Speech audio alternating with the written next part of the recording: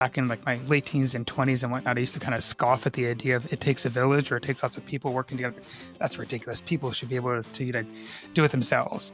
Yeah, I was wrong and an idiot for believing that, because it does take a village, especially since having kids, it 100% takes a village. And I think that's part of your problem.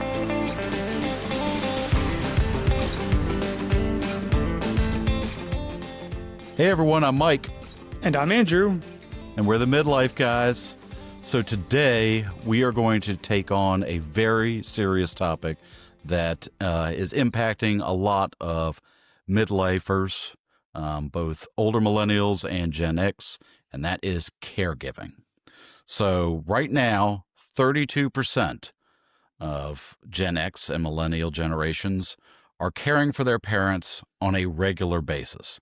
So that's a third of us. And includes helping with daily tasks, such as taking their parents to appointments, doing chores around the house, and helping with meal preparation. That number doubles for Gen X and millennials who provide care for their parents on a less frequent basis, maybe that is weekly or monthly. And this can include doing yard work or other less serious chores around the house. So as we discussed in last week's episode, more and more parents are aging in place in their homes. And as a matter of fact, there was another story about this within the past few days, talking about how more and more boomers want to age in place. However, it's just not possible, because this has created a new slew of challenges for midlifers who are having to devote more of their time to both their parents while raising their own children and juggling the responsibilities of employment. And the reason I wanted to talk about this caregiving topic today is because we're in the throes of the holiday season. So we are seeing our parents more and more often at holiday gatherings, or we're traveling to go see them, or they are traveling to see us. And I will use myself as an example because we recently had Thanksgiving, and I got to witness firsthand the dramatic changes in my parents' ability to do certain things. I also saw firsthand a serious injury that my dad sustained, which he will now have to undergo a lengthy surgery to repair. So, Andrew, does my lived experience and what we're seeing from a national perspective resonate with you? Well, that's a lot. Hopefully your dad will be okay. So I guess I'm somewhat fortunate that I can understand where you're coming from. It's not been my experience yet with my parents. They're still pretty good shape. I mean, like anyone else, they're obviously getting older, but they're still healthy. They're active. They're in good shape, and they're doing all right. But I will say this is a topic that has come up a lot when we talk to friends. Like I'm just out, and we're whether it's at like the side of a soccer game or at a dinner out, or just going and talking to friends around school or whatnot. Like a lot more of these conversations are around not just trying to manage taking care of kids and getting them to where they need to be, or managing work, but also helping to take care of aging parents or parents who get sick or need a lot more help. I just feel like that conversation has popped up a lot more frequently. So I definitely think this is an issue that a lot of midlifers are dealing with. It is, and it's very scary. This past August 2025, Harvard Business Review came up with, or published an article that was pretty shocking. In it, there was a line that I wanted to share with you. So for the first time in U.S. history, the number of working adults providing care to an older adult has surpassed the number providing care to preschool children. Oh, wow. So by 2 million, more than 2 million of us are providing more care to elderly parents than we are to our own children. And we can leave the link to this article in the show notes. Family caregivers to older adults are currently make up 14% of the U.S. workforce. And those caregivers on average, lose approximately $5,700 to $15,400 a year from their salaries due to having to take time off to care for their parents.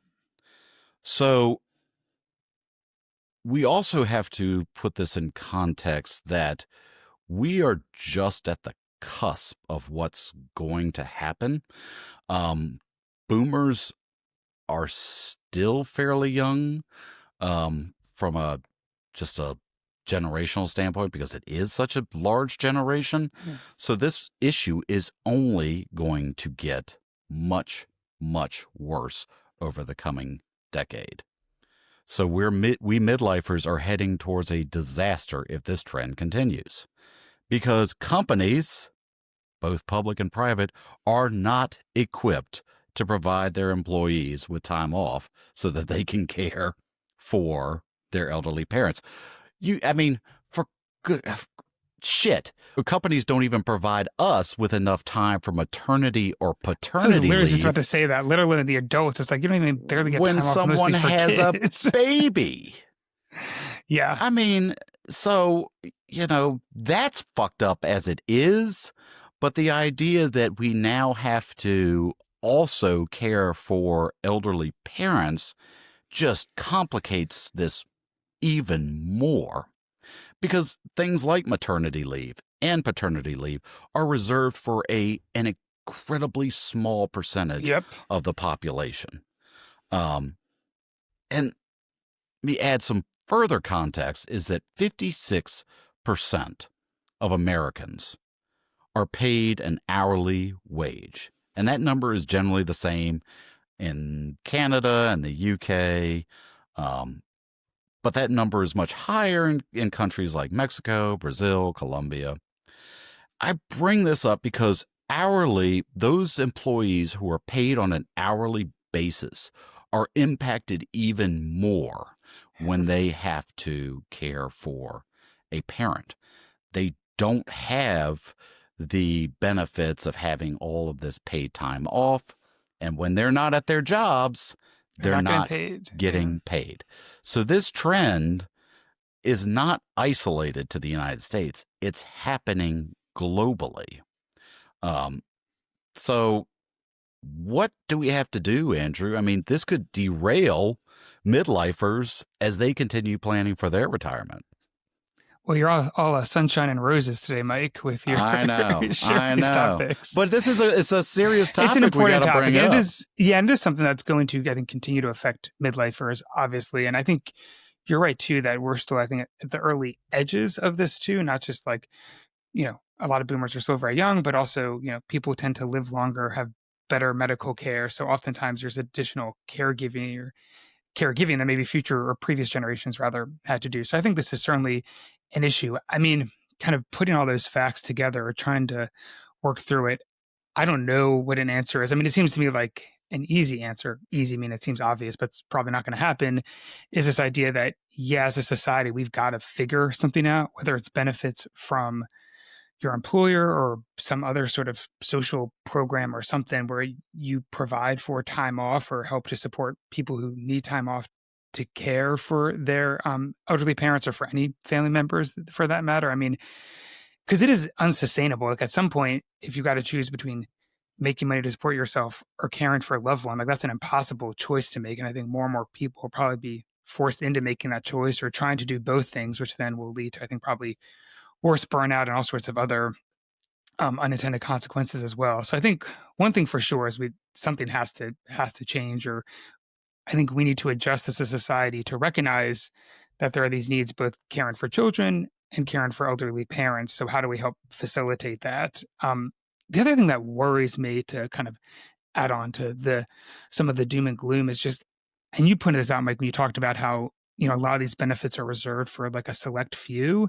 And I feel like that's kind of true about like retirement more broadly. I mean, if you think about like retirement communities or assisted living communities, like they're really, really expensive. And a lot of people I don't think can afford them. I mean, let alone, we talked about in a couple of our other episodes about how midlifers generally are financially it's harder for us to catch up because millennials have gone through so many economic shocks, and life is just so much incredibly more expensive today than it was 5 years ago, let alone 10, 15, 20 years ago. So like we have all these financial challenges. There's this additional pressure. And then again, yeah, like if you can't get your parent into a safe, comfortable, nice retirement community because they're so incredibly expensive, I mean, you're kind of stuck again. And it feels like we're just going to create this larger schism between sort of the haves who get everything, a lot of nice stuff, and a lot more have nots who are trying to figure out how to juggle all of this and, you know, probably getting burnt out or worse along the way. Yeah, and it's not just inequality between haves and have-nots. It's also an inequality between the sexes. So That's Newsweek true. Yeah. did a deep dive into Health and Human Services data and showed that by far women are disproportionately carrying the burden of caring Yeah. for elderly parents, even if the elderly parents happen to be her in-laws. So they are taking the majority on. And with the way things are right now, just from a national standpoint, we can't. It's very hard to live in a single income household. Yeah. It's just tough, and Especially if you have so kids, it's virtually especially impossible, if I you have think. kids. Yeah. So, to put that burden on the woman in the family is not only unfair, but it's just creating this inequality, which is unacceptable. Um, but, as I mentioned at the top of the show, I saw firsthand how my parents are really slowing down. And God help me if they listen to this. I don't think that they ever would find it. And because I would hear nothing but shit about that. Would you like me to Um, send them the link when it's out? I can please just. don't. Please don't. I would hear nothing but shit about it. Um, and I know, talking about that inequality is that my sister has taken on the brunt of Mm, their bullshit just because they automatically go to her. They never text yeah. me and ask me for help. Um, but I hear the frustration in her voice. She's frustrated with them. I think she's probably frustrated with me because they're, constantly going to her to ask for help. And it's not a Mm, fair situation because she's got an incredibly successful career and is continuing to advance in that career. And so juggling her personal responsibilities at home with her husband and her career and our parents is not a situation she needs to be in. yeah. So, and what worries me is my parents don't even seem to acknowledge the sacrifices that she's making. So when it comes to helping them, and that's not great. Not a No, great that's not situation. great at all. Hopefully others are more, at least in situations where at least they get gratitude or recognition for the help. Because I think part of it, like, I mean, hopefully as kids, we want to help and be supportive of our parents. Hopefully they're showing gratitude for that. Yeah. I wonder if that kind of makes me think of another, wrinkle to this, at least in my life, is that um my parents are up in the Philadelphia area and we're down here in Richmond, Virginia. So I mean, we're not far away, but not really close. And I have my brother and sister and their families are all up in Philadelphia. As I mentioned before, luckily parents are still healthy. Everything's going well with them. But if something were to happen, I feel like you, my siblings would probably have to step in more, in part just because they're physically closer and easier for them to step in. And so it kind of makes me think too, if you're, a millennial or a Gen Xer who's kind of in the sandwich generation and you don't live close to your parents because you've moved for whatever reason, or you don't have tons of relatives or siblings that are close to your parents, that just adds another kind of question of how do you handle that? So I don't know if anyone's in that situation or has thoughts or ideas on how to do that, but that feels like that adds yet another stress on top of everything else if you're not physically close and then just trying to help manage your loved one when you're not there. Yeah, I'd love to hear what people have to say. Yeah. So I want to bring up another study. According to Columbia University Mailman School of Public Health, 45 million family caregivers in the United States are providing an estimated 873.5 billion with a B, Whew. in free labor each year for caregiving. 873.5 billion. It's a lot of money. and it's a lot of free labor. And I am a very numbers focused guy. I like numbers because they're clean. And at the end of the day, you really can't manipulate numbers because there's always going to be a trail, always. But $873.5 billion is a tremendous amount of free labor. And, if we injected that alone into the U.S. Yeah. economy each year, we would see a much stronger GDP growth. And I don't want to sound callous, but the fact that midlifers are giving up this much free labor is going to be problematic when it comes to retirement. They're sacrificing a lot of their earnings to caregiving responsibilities. But I'm curious as to what our listeners have to say, especially those who are providing Mhm. caregiving services right now. How are you managing this? Are you giving up? Are you sacrificing wages or time from work so that you can care for an elderly parent? How are you managing this? But Andrew, what are your thoughts on this? Yeah, I'm really interested to hear what people have to say too and how it's impacting them. I think it's important to probably note, like, it's not like other generations haven't cared for their older loved ones, right? Like, I can remember my parents helping to care for my grandparents when they were older. And I'm sure the same was true for generations going back for years and years and years. So I don't think the idea of sort of caring for loved ones, or especially older parents, is necessarily new. But I think something we talked about a little bit earlier, is at least what hits home for me, is it's like the context in which it's happening feels a little bit different. Like the financial pressure, the fact that it's, you don't have these benefits, or you need almost a double income household, especially if you have kids, to sort of to get by, really, not even to be like super comfortable, just to get by, you need both those incomes. Whereas in the past, I feel like the economic conditions, and maybe I don't know, I don't remember, I wasn't providing the care back then. Um, but the economic conditions just feel different and harder now than they have before, especially for millennials. And that idea of like it's harder and harder to catch up, and you continue to have to sacrifice. And then at the end of the day, you get closer to your retirement, and you might not have, what generations before you have had in terms of being ready for that. And so to me, that's like the biggest part of it, or the biggest thing that's changed, is just the economic factors feel so much more intense for our generation than they have in the past.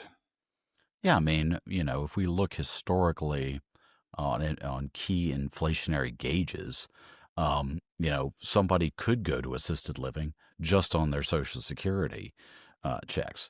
That is no longer the case. Um, You have to have retirement to supplement that, if and not the significant sale of your, retirement, not and just with like a little significant bit. retirement, Yeah. plus the sale of your house and all of If those you have a other house, yeah. things. If you had a house, so a lot of this is just inflationary pressures, which have gotten so much worse over the past 30 to 40 years, which, have really complicated the situation. And I don't have any answers. But the reality is our societal safety nets have failed. We no longer have these like tight knit societal fabrics that run through our communities in which people take care of elderly folks. I mean, I'm sure there's still plenty of communities in which that does happen, but it's becoming less and less frequent. We don't have the infrastructure in place from the private sectors to support adult children who have to take care of their elderly parents. Social Security and other pension um, sources across the world are drying up way, way too Yeah. quickly. So, but what is the alternative? We talked about assisted living. That's out of reach for a lot of Americans. Um, you have to have significant resources. And a midlifer's decision to care for their parents has to be one that is mutual between that parent and the midlifer. And I feel like that may not be the case because AARP did another study about this, and only a quarter of adult children are doing this care out of love. Most of them feel like half of them think it's a sense of duty. They have to do it. Hmm. That's sort of So depressing. that's, Hopefully, like, oh, I would hope I that you would mean, do it out of love or wanting to support your parent. But yeah, well, I mean, I feel like the stress involved with something like I that, guess I'm that's sure true. is tremendous. And I guess it, I don't know, I'm just guessing here, but it's like because of the financial stress it puts on you, and like, well, your parent maybe doesn't have another option, so you sort of maybe don't want to, but you feel like you have to. I don't know. That's just sort of that's still kind of depressing, even if that's the reality for a lot of people. it is depressing. I Yeah. mean, it is very depressing, because life is complicated, and unfortunately, nobody. One of the worst things about just human beings is nobody wants to plan for their death. Yeah. Yeah. Or really, they don't want to plan for their retirement either. But nobody wants to plan for the future. One of the biggest things that you'll hear is you got to plan, plan, plan, plan, plan. Does anybody actually plan for their death or for their retirement appropriately? No. And that's part of the reason that we're in the situation that we are. So, I have life insurance. I have disability insurance. I have long term care insurance. I have a 401k. I have all of these things because So you're planning. I You're someone who I plans. am planning. But you know what? I was just talking to someone yesterday about this, and they're like, "No, no, nothing." And I'm just like, "Well, that's not great." Because people don't like to think about their own mortality. Yeah. Um, and that was I think that's probably still true with the boomer generation. They don't want to think about their mortality, and so they didn't necessarily plan for the situations that they are in now, and the idea that they could age in place, which is pretty much an impossibility, um, unless they are like in just extraordinarily good health. Yeah. Um, but, planning is the solution, but it's also the challenge because nobody wants to do it.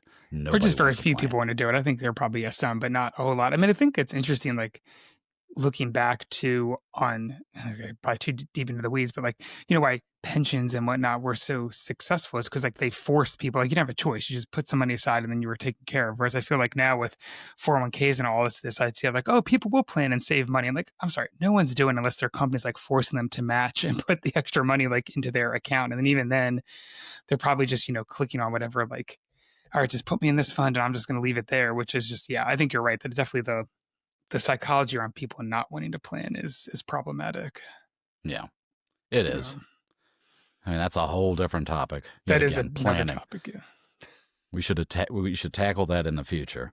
But I do want to end this episode on a more uplifting note. In my opinion, it's more uplifting. I know we may have a difference of opinions, but you know, midlifers, those of us, and the older millennial, Gen X generation. So we have kids. We have these parents that we're taking care of. So we're this sandwich generation. Mm-hmm. Um, so Pew Research did a bunch of studies recently that actually found that those in the sandwich generation who lived in multi-generational households, so they were caring for both their parents and their kids under the same roof, were actually happier. They had a better outlook Oh, on life. nice. They had a better quality of life. There were some financial challenges, but they had a much greater outlook for their finances because things were grouped together essentially under one roof, um, and they were just happier. 49% of those people said they were happier, as a matter of fact. So, what do you think about that? Do you want to live in a multi-generational household, Andrew? There you go.